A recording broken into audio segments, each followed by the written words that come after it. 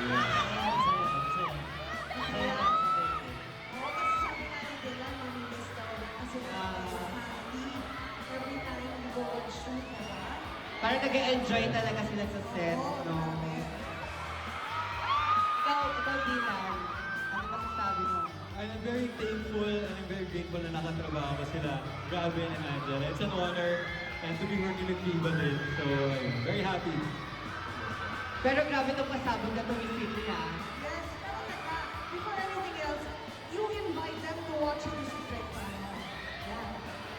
Guys, we are on the last week of Seducing.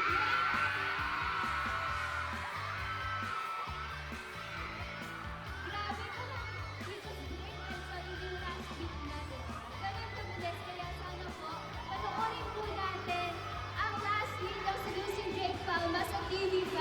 Primetime premiere, 6:45 p.m. at sa Vivo 1 ang last episode sa Friday at 12 midnight next year. Ayan, there you have it. Pero, bago kayo umalis, Yes, so, may surprise daw kayo sa fans ng SDP, right? Hindi ako na-surprise. May surprise daw. Can you tell us more about it? Ayun na! Hindi kami na-surprise. Just kidding. We will have a special screening of the finale! Seducing Jake Palma on Gateway Mall Cinema 4 in Cubao, Quezon City. This coming September 26. ayan. So, narinig sa Sold out na. sold out na ba? Wow! Wow! Sold out na daw. Grabe naman yun.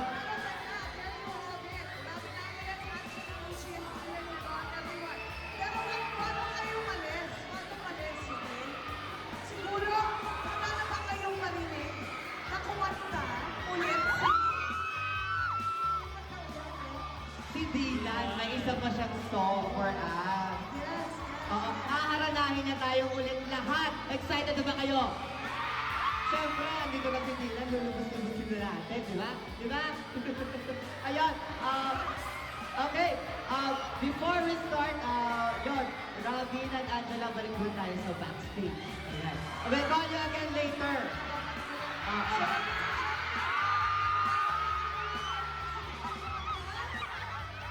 Wala na ba? Sana ba kayo marinig si Dylan kumanta ulit? Hindi kami masyado. Hindi ako masyado Huwag convinced. na natin Balik ka na sa pakinggan si Dylan. backstage. Halika na, Oo.